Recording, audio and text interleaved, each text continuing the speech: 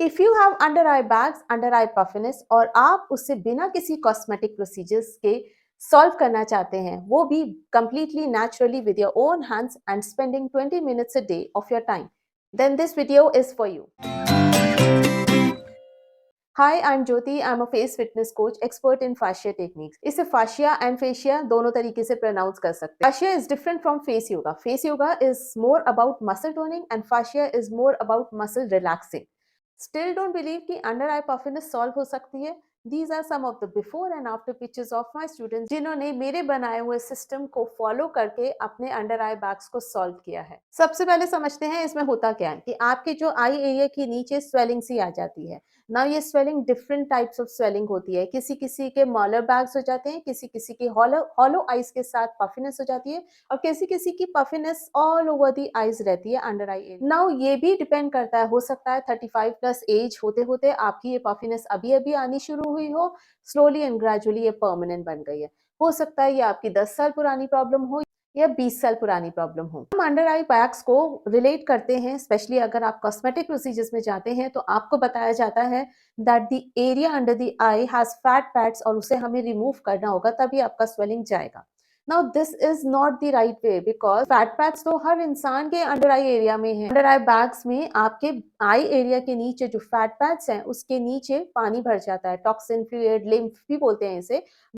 Fat pads के नीचे settle हो जाता है. नाउ फैट पैड जो हैं वो प्रोट्रूडिंग फैट सेल्स बन के सरफेस एरिया में मॉलर बैग्स बन के आपको दिखने लगते हैं. तो यहाँ पे आपको cheek bone and bone area के पास स्वेलिंग दिखती है, that is the swelling of fat pads. The problem is same. जो लिम्फ है, फ्लूइड है, वो आपके अंडर आई एरिया में बैठ चुका है और वो बाहर नहीं निकल रहा. This is the problem of under eye puffiness. अब इसे बात करते हैं कि इसे नेचुरली सॉल्व कैसे करते हैं. नाउ अंडरस्टैंड वेरी वेल कि हमारा जो बॉडी है इट इज ऑल इंटरकनेक्टेड. हम आईज को सॉल्व करने के लिए अगर आप आई क्रीम्स लगाते हैं या आई पैचेस लगाते हैं तो क्या आपको उससे कभी भी रिलीफ मिला? आई एम 100% श्योर वो नहीं मिल सकता.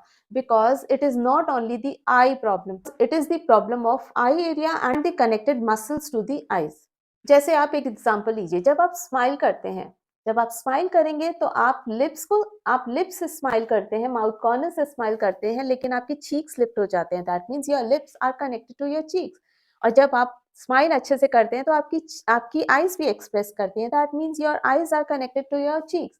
और जब आप अपनी आईब्रो को लिफ्ट करते हैं तो आपका फोरहेड भी मूव करता है. That means forehead is connected to your eyes. और जब आप अपने स्कैल्प को पुल करते हैं तो आपका फोरहेड भी मूव करता है. दैट मीन्स आपका scalp area is also connected to your forehead. और आपका जो हेड है वो किस पे टिका है? That is on your neck. So everything is interconnected. So how can you even believe कि अगर आप आई क्रीम्स लगाएंगे तो ये प्रॉब्लम सॉल्व होगा? बिकॉज ये सारे चैनल्स आपके ब्लॉक हैं, इसलिए वो जो टॉक्सिन्स है, लिम्फ है, फ्लूइड है जो आपके अंडर आई एरिया में जमा हुआ है वो बाहर नहीं निकल पाता. तो with the fascia techniques we focus on 3 things. वो 3 चीजें कौन सी है? नंबर 1, मसल स्टिफनेस को दूर करना. नंबर 2, ब्लड सर्कुलेशन को एनहांस करना जिससे कि आपकी आई एरिया ब्राइटन अप हो. और जितने भी आपके फेस पे pigmentation, dark spots, dark circles हैं, that is also because lack of blood circulation reaching to your face. And number 3 is fluid excretion, means lymphatic system आपका स्लो हो जाता है. इसलिए जो टॉक्सिन्स आपके अंडर आई एरिया में, स्माइल लाइन एरिया में आप देखेंगे यहाँ पे जो डीपर नेज़ोलेबियल फोल्ड्स बन जाते हैं, दिस इज ऑल लिम्फ जो जगह जगह जाके आपके फेस एरिया में इकट्ठा हो जाता है. कभी किसी को अंडर आई पफिनेस की तरह प्रॉब्लम करता है और कभी किसी को स्माइल लाइन या नेज़ोलेबियल फोल्ड्स की तरह विजिबल होता है.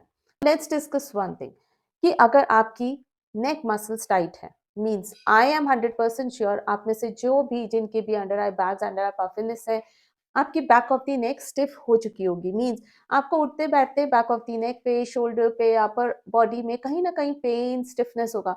किसी किसी के जब ये क्रोनिक हो जाता है तो उनको हेडेक भी हो जाता है. बात करते हैं कि मसल स्टिफनेस क्या होती है. मसल्स अगर टाइट हो जाती हैं तो उसके नीचे की जितनी भी वेसल्स जा रही हैं, ब्लड वेसल्स जा रही हैं, उनके भी जो रास्ता है ब्लड सर्कुलेशन करने का, अगर सपोज एक पाइप है जो ब्लड लेके आपके फेस तक जा रहा है, नाउ अगर आपकी ऊपर की मसल्स जो है वो सारी टाइट हो गई, जो वेसल्स हैं वो भी श्रिंक हो जाएंगी, राइट. तो जितना ब्लड सर्कुलेशन पहले आपके फेस तक पहुंच रहा था, क्योंकि मसल्स भी टाइट हो गई, वेसल्स भी श्रिंक हो गई, तो आपका ब्लड सर्कुलेशन भी स्लो हो जाएगा.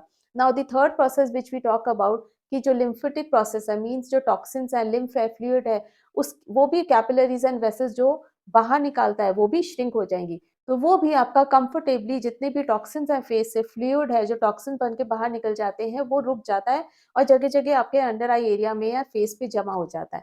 ये जो कंप्लीट प्रोसेस है, muscle stiffness, blood circulation, lymphatic process, जब तक हम इसे नहीं सुधारेंगे, आपके अंडर आई एरिया का प्रॉब्लम कभी सॉल्व नहीं होगा।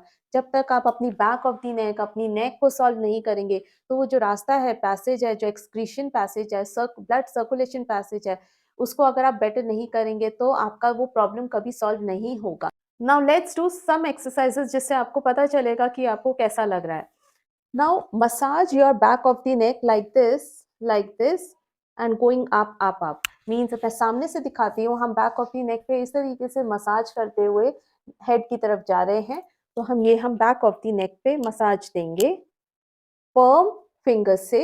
Pressure is 8 out of 10 and starting from the base of your neck, यहाँ से लेके हम हेड के इस पार्ट तक मसाज देंगे। मसाज सर्कुलर मूवमेंट करते हुए आप ऊपर की तरफ आएंगे। हेड पे बेस ऑफ द नेक के ऊपर जैसे ही आपका हेड चालू होता है, हेयर लाइन के पास एक बोनी स्ट्रक्चर दोनों साइड आपको फील होगा। उस बोन के ऊपर और उसके नीचे आप इस तरीके से सर्कुलर मूवमेंट करिए और अपने हेड को आप ऐसे पीछे भी ले जा सकते हैं सो दैट आपके हैंड्स पे प्रेशर बढ़े और आप बहुत अच्छा सा मसाज इस जगह पे देंगे। So we will continue doing this.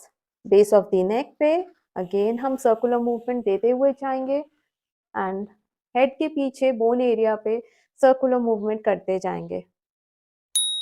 It's okay, just relax your hands. I know arms हमारे थक जाते हैं इसमें।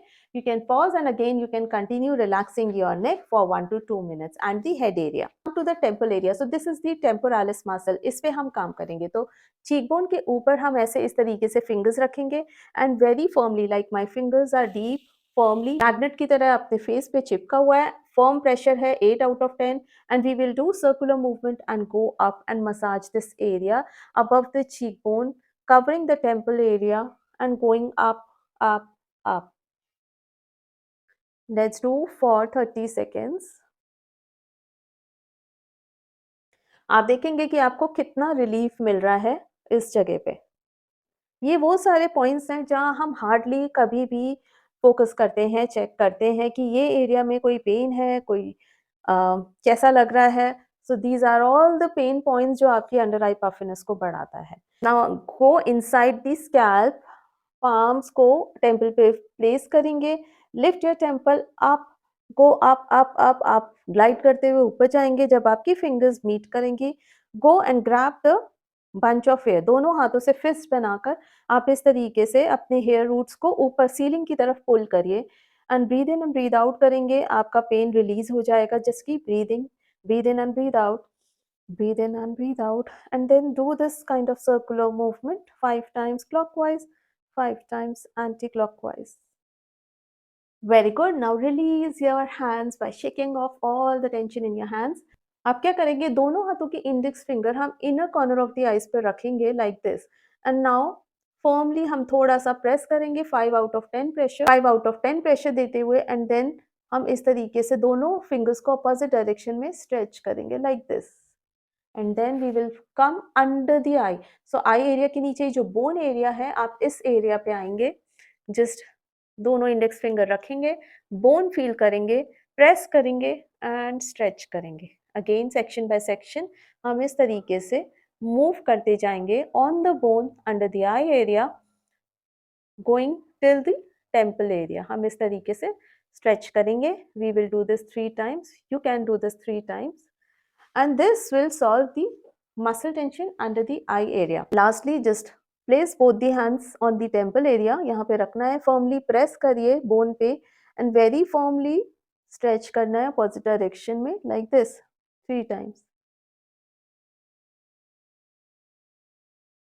3 times under the eye area पे हम stretch करेंगे and 3 times temple पे stretch करेंगे। 1 minute हम scalp में देंगे and 1 minute neck पे देंगे। ये रूटीन आप ट्राई करिए एंड फील करिए कि कैसे सेंसेशंस आ रहे हैं आपके आईज के around. Are you feeling the warmth? आपको लग रहा है कि कुछ ब्लड सर्कुलेशन हो रहा है?